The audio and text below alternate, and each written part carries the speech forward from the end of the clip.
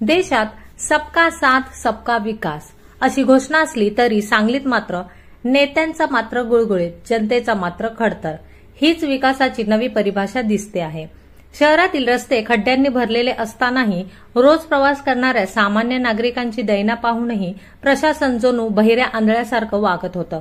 पण भाजप प्रदेशाध्यक्ष रवींद्र चव्हाण यांच्या सांगली भेटीच्या आधी मात्र सुट्टीच्या दिवशीही मुरमाचे ट्रक, कामगार आणि डांबराच्या बादल्या घेऊन रस्त्यावर अचानक राष्ट्रसेवा मोहीम सुरू झाली।